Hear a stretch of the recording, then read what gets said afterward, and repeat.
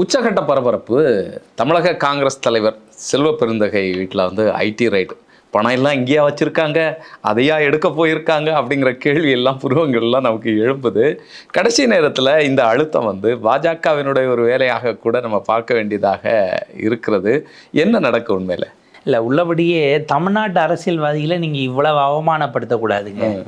வேட்பாளர்கள் பணத்தெல்லாம் தான் வீட்டில் வச்சா டிஸ்ட்ரிபியூட் பண்ணுவாங்க. இன்னும் அந்த அளவுக்கா தமிழ்நாட்டினுடைய வேட்பாளர்கள் இருக்காங்கன்னா இன்கம் டேக்ஸ் நினச்சிருக்கான்னு நமக்கு தெரியல. நம்ம அது பணம் கொடுப்பது அதை நம்ம நியாயப்படுத்தலைனாலும் அதை ஒரு இயல்பாக தமிழ்நாட்டினுடைய அரசியல் வர்க்கம் மாற்றிருச்சு.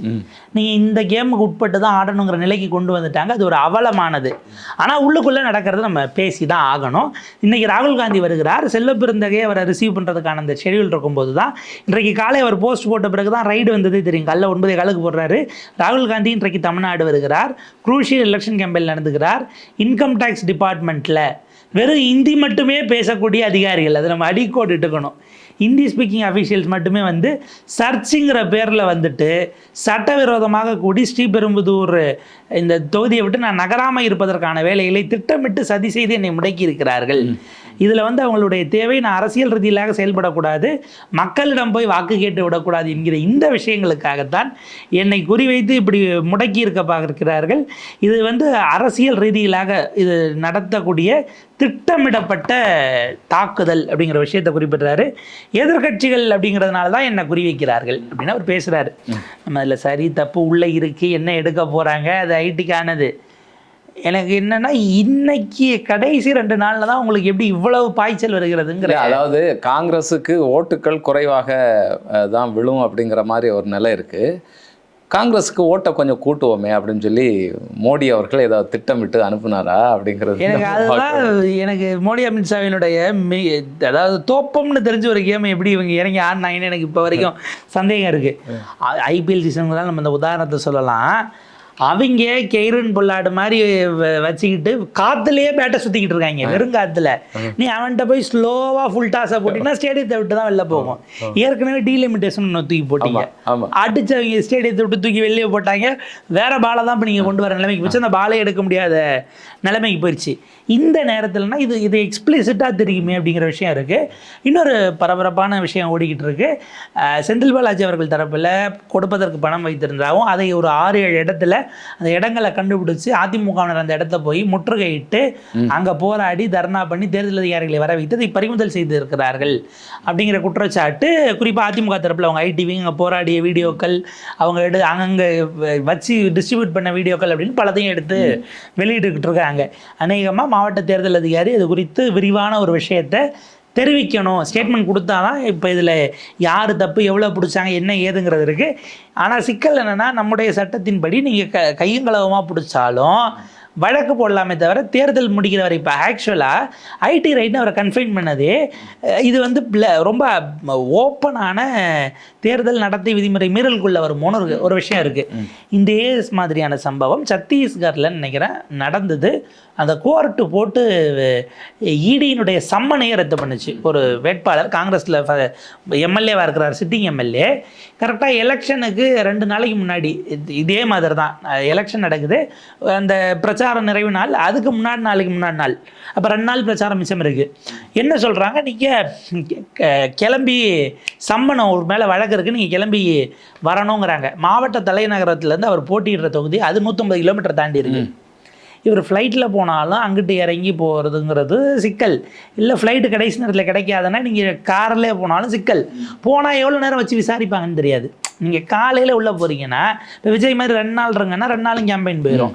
அப்போ நான் போட்டியிடுவதை இவர்கள் திட்டமிட்டு தடுக்க பார்க்கிறார்கள்னு அந்த சம்மனை சேலஞ்ச் பண்ணி இமீடியட்டாக கோர்ட்டுக்கு போய் உயர்நீதிமன்றம் ஆமாம் நீங்கள் பாஞ்சு ஊழலை ஒழிச்சு பிடிச்ச லட்சணம் தான் தெரியும் அவருக்கு. இந்த 2 நாள் இப்போ இந்த 2 நாள் எலெக்ஷனுக்கு அவர் கேம்பெயின் பண்ணுறதை தடுக்கிறதுக்காக இது செய்ததாக நாங்கள் கருதுகிறோம்.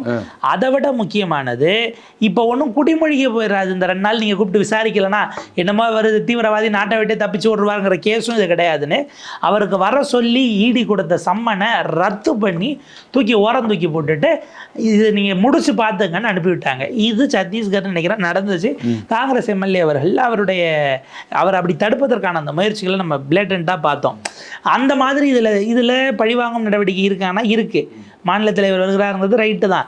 இது ஆரம்பத்திலே ஆரம்பிச்சிருந்தா பிரச்சனை இல்லை, கண்டினியூ ஆகிட்டு இருக்கு, பலரையும் பண்ணுறாங்கன்னு. கரெக்டாக 2 நாளைக்கு முன்னாடி ராகுல் காந்தி இங்கே வருகிற அதில் நோக்கம் இருப்பதாக தான் பார்க்க முடியுது. இப்போ செந்தில் பாலாஜி இஷ்யூவும் அது என்ன ஆகும், ஏன்னா பல விதமான ஸ்பெகுலேஷன்ஸ் ஓடிக்கிட்டு இருக்கு. நம்ம யாரையும் எதுவும் சொல்லி பயமுறுத்திட வேண்டாம் அப்படிங்கிற ஒரு விஷயம் இருக்குது. திமுக அதிமுகவோ பாஞ்சு அதை பிடிச்சு கொடுக்கக்கூடிய அந்த வேலைகள்ங்கிறத இப்போ 2 பேருமே பண்ணுறாங்க. சில இடங்களில் 2 பேருமே டீலிங்னா, நீ காலைல கொடுத்துக்க, நான் சாயங்காலம் கொடுத்துக்கிறேன், நான் உன்னை பிடிச்சி தர மாட்டேன், நீ என்ன பிடிச்சி தரான்னு சில இடத்துல ஸ்மூத்தாகவும் போகுது. சில இடத்துல அந்த விஷயங்கள் வந்து ஸ்மூத்தாகவும் போவதையும் நம்ம கொடுக்க தானே செய்தோம். இதில் என்னென்னா, அவசரப்பட்டு நம்ம நாம் தமிழர் இந்த தம்பி தங்கைகள் ரொம்ப ஆவேசப்பட்டு பிடிச்சி கொடுத்து சேனல்லாம் வர வச்சு அவங்க கொந்தளிச்சிக்கிட்டு இருக்கிறதுனால, ஆனால் இது ஏதோ ஒரு வகையில் மக்கள் எதுக்கு இவங்க பிடிச்சி தராங்க, நமக்கு வர வேண்டிய காசை தடுத்துட்டாங்களேங்கிற மாதிரி பேசுகிறதெல்லாம் அது என்ன மனநிலைங்கிறத தாண்டி எதிர்பார்த்து வெயிட் பண்ணிகிட்டு இருக்காங்க. நாளாச்சு, என்ன இன்னும் வரலை, நம்ம ஏரியாவுக்கு எப்போ டிஸ்ட்ரிபியூஷன், பக்கத்து தெரு வரைக்கும் வந்துருச்சுங்கிறாங்க. அவங்க இத்தனை கோடி கொடுத்ததா சொல்கிறாங்கன்னா, ஓட்டுக்கு நமக்கு எவ்வளோ வரணும், நடுவில் இந்த வட்ட செயலாளர் எதுவும் அடிச்சிருவானா, நமக்கு கொடுத்தல ஆளுக்கு 500 அவன் அடிச்சிட்டான்னா என்ன ஆகுறது, இல்லை பகுதி ஒன்றியம் இவங்கெல்லாம் எடுத்தது போக நமக்கு குறைச்சி தான் கொடுப்பாங்களா, இந்த அளவுக்கு இப்போ அவங்க யோசிக்கிறாங்க. அது எத்தனை படிநிலைகளை தாண்டி கீழே வரும், அங்கே எவ்வளோ கொடுத்தா இவங்க எவ்வளோ அதில் அடிப்பாங்கிற வரைக்கும் மக்கள் இன்றைக்கி விலைவாசி ஒரு ரேஞ்சுக்கு யோசிக்கக்கூடிய அளவுக்கு வாக்காளர்களை தள்ளிட்டு வந்துட்டாங்க. அது ரொம்ப இதுதான். இது என்னென்னா, தமிழ்நாட்டில் எத்தனையோ மாநிலங்களில் பல காரணங்களுக்காக தேர்தல் நிப்பாட்டப்பட்டிருக்கிறது. கடந்த காலத்தில் அது திடீர்னு ஏதாவது வன்முறை ஆயிரும், மோதல்கள் ஆகிறதுனால, இயற்கை பேரிடர், இங்கே ராஜீவ் அவர்களுடைய படுகொலைக்கு பிறகு இது நகர்த்தப்பட்டது, இப்படிலாம் தள்ளி வச்சுருப்பாங்க. ஆனால் இவங்க கொடுக்குற பணத்தை எங்களால் கண்ட்ரோல் பண்ணவே முடியல அப்படின்னு சொல்லி தேர்தல் ஆணையம் தமிழ்நாட்டில் சில முறை தேர்தலை நிறுத்தி வைத்திருக்கிறது. பணத்தை எப்படா இறக்கிறீங்க, பம்பு வச்சு அடிக்கிறீங்களாங்கிற அளவுக்கு தேர்தல் ஆணையம் நிப்பாட்டிய வரலாறு தமிழ்நாட்டுக்கு உண்டு. கண்டெய்னரில் போன கதையெல்லாம் நமக்கு தெரியும். அது யாருக்கு அனுப்புனா, எங்கே அனுப்புனாங்கிறது இப்போ வரைக்கும் கண்டுபிடிச்சாங்களான்னு தெரியல, அது முடியாது அப்படிங்கிறதுலாம் இருக்கா. இவ்வளவு சிக்கல்கள், இவ்வளவு குழப்பங்கள் ஓடிக்கிட்டு இருக்கணும் போது இந்த முறை கொஞ்சம் அநியாயத்துக்கு இறக்குனாங்கன்னா சில தொகுதிகளில் தேர்தல் நிறுத்தப்பட வாய்ப்பு இருக்கிறது. பிறகு இடைத்தேர்தலாக நடத்தி கொள்வதற்கும் தேர்தல் ஆணையம் பரிசீலிக்கலாம்னு சில தகவல்கள் வருது. அப்படியான கீ தொகுதிகள் என்னவாக இருக்கும் அப்படின்னும் அரசியல் நோக்கர்களால் ஒரு விஷயம் பார்க்கப்படுது. அது எங்கேயும் நடக்கலாம் அப்படிங்கிறத கவனிக்கணும். ஏன்னா கடந்த முறைக்கு 19 வேலூரில் அப்படி தான் நடத்துனாங்க. அவர் கதிரானந்த் துரைமுருகன் பையன் அவர் போட்டியிட்ட போதும், இந்த பக்கம் ஏசி சண்முகம் அவர்கள் போட்டியிட்ட அந்த தேர்தல் அது பிறகு இடைத்தேர்தலாக போச்சு. ஆர்கே நகர் ஒரு முறை நிப்பாட்டப்பட்டது. இப்படியான ஒரு மோசமான வரலாறு தமிழ்நாட்டுக்கு இருக்கிறது. நீங்கள் வந்து பார்த்தீங்கன்னா மக்கள் அதுக்கு பழக்கிட்டாங்கங்கிறது இன்னும் ஒரு காரணமாக இருக்குது. அரசியல்வாதி அவங்க இன்னொரு இதில் என்ன கன்வின்ஸ் ஆகிட்டாங்க, ஏன்ட்டு எடுத்த காசு தானே, நீ என்ன உங்காச்சியாக எடுத்து கொடுக்குற, நீ நான் ஓட்டு ஒன்று உட்கார வச்சதுக்கு நீ அடித்ததை கொடுக்குற, இதை விட எக்ஸ்ட்ராவாக சம்பாதிச்சிடலாங்கிறதில் கொடுக்குறங்கிற இடத்துக்கு அவங்க பழகிட்டாங்க. இதில் ஜெயலலிதா அவர்கள் இருந்தபோது இது ஒரு இடைத்தேர்தல் நினைக்கிறேன் 2014 பிறகு எங்களுக்கு பணம் கொடுக்கலன்னு வந்து போராடினாங்க சார். பக்கத்து இந்த ஊரில் சிஎம் மீட்டிங்கு, அவங்க போய் பேசிவிட்டு அவங்க கிளம்பிட்டாங்க.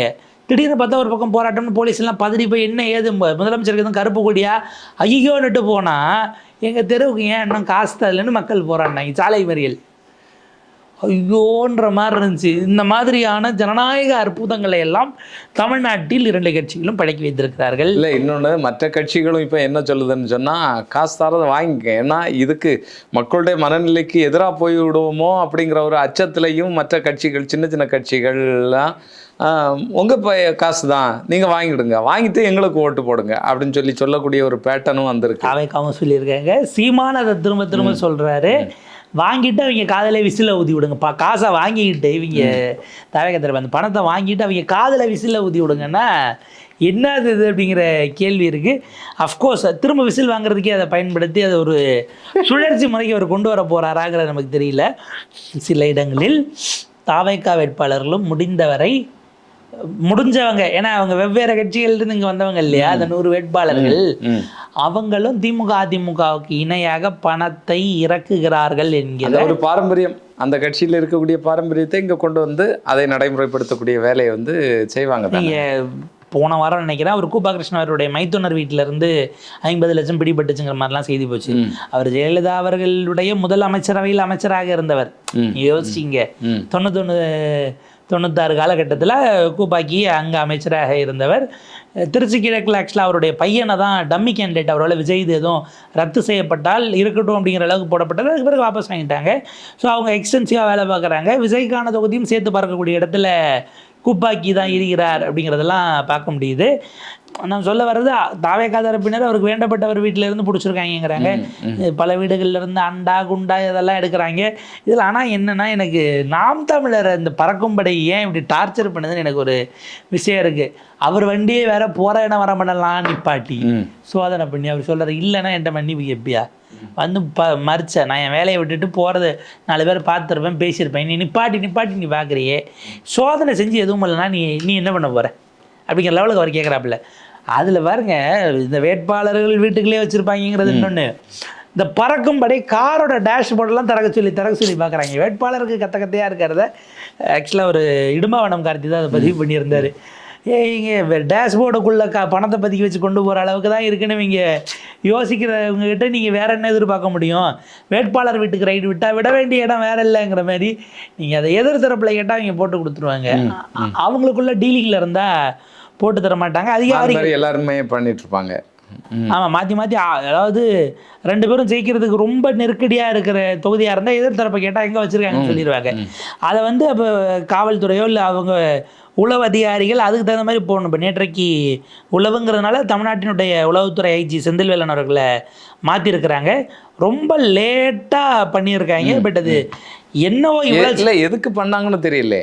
இந்த நேரத்தில் போய் ஏன் இப்படி ஒரு 2 நாளில் ஒரு புதிய ஆள் என்ன செட்டப் போயிட்டுருக்குன்னு பார்த்து அதில் சில விஷயங்களை புரிஞ்சுக்கிட்டு அவர் செட் ஆகிறதுக்குள்ளே 2 நாள் முடிஞ்சு போயிடும், ஓட்டு எல்லாம் முடிச்சு போயிடுவாங்க. நீங்கள் என்ன நினைப்பில் இதெல்லாம் பண்ணுறாங்க? வந்த வேகத்துக்கு பண்ணாங்க. நீங்கள் புதிய அதிகாரிகள் புதுத்துறை போனால் அது என்ன ஏதுங்கிறத பார்க்குறது உங்களுக்கு குறைஞ்சது 1 நாளாச்சும் அடாப்ட் ஆகணும் இல்லை துறையினுடைய இடம் சார்ந்து. இல்லை இவர் எதுக்கும் இல்லையா இல்லைன்னா வேற ஏதாவது திட்டத்தோட புதிய ஆளை போடுறாங்களா அப்படிங்கிற ஒரு கேள்வியும் இருக்குல்ல. இல்லை மேபி இது இல்லை உளவுத்துறை அப்படின்னும் போது அவங்க திமுகவுக்கு சில இன்புட்ஸ் எடுத்து கொடுக்க வாய்ப்பு இருக்கு. ஏன்னா அவங்க போட்ட அதிகாரிகள் அது எலெக்ஷன் தேதி அறிவிச்சு 3 வாரமாக அவங்க கொடுத்து தானே இருப்பாங்க. இப்போ என்ன நீங்கள் கண்டுபிடிச்சிங்க அப்படிங்கிறதுக்கு ஏதோ ஒரு வகையில் திமுக ஸ்கோர் பண்ணுறதுக்கு பாஜக கோல் கீப்பரே இல்லாமல் அதை ஓப்பன் பண்ணி விட்டு வச்சுருக்காங்களான்னு ஒரு விஷயம் இருக்குது. இவங்க போடுற பாலை பூரா கோலாக போடுறதுக்கு கோல் கீப்பரை தூக்கி வேற எங்கேயோ கொண்டு போயிட்டாங்களா? ஆரன் ரவியை கூட நீங்கள் கோல் கீப்பராக வச்சுக்கலாம். இவர் எதை போட்டாலும் அவங்க நின்று தடுத்துக்கிட்டு இருப்பாப்புல. அந்த மனுஷன்லாம் தூக்குனதுங்கிறது பல வகையிலும் திமுக சாதகமாக பல வேலையில் பண்ணியிருக்கிறாங்க. இந்த ரைடையும் நம்ம அப்படி தான் பார்க்க வேண்டியிருக்கு. பணம் கொடுப்பது குறித்து நாம் ஏதாவது பேசினால் வாக்காளர்களுடைய பழிச்சொல்லுக்கு நாம் ஆளாக நேரிடும் என்பதனால் இதை நம்ம அதோட விட்டுறது நமக்கும் நல்லது அப்படிங்கிற மாதிரி பார்க்க வேண்டியிருக்கு. ஒரு வருத்தமான அவலமான ஒரு விஷயம். ஆனால் இயல்பாகி விட்டதுங்கிறது நம்முடைய ஒரு பண்பட்ட சமூகமாக நம்ம இருக்கமா என்கிற கேள்வியை நம்மை நாமே கேட்டுக்கொள்ள வேண்டியதற்கான ஒரு கண்ணாடியாக தேர்தல் நேர பணப்பட்டுவாடா இருக்கிறது. பணப்பட்டுவாடாயும் தாண்டி இந்த 2 நாட்களும் வேற பட்டுவாடாக்கள்லாம் நடக்கும். டாஸ்மாக்லேருந்து மொத்தமாக வாங்கி சாக்காக இறக்கி கொடுக்கக்கூடிய வேலை எல்லாம் களத்தில் நடந்துட்டுருக்கும். அதையும் நம்ம உற்று நோக்க வேண்டியதாக இருக்குது. உற்று நோக்கிறதோட நிப்பாட்டிப்போம். அதான் நமக்கு நல்லது. பார்ப்போம் எப்படி போகுதுன்னு.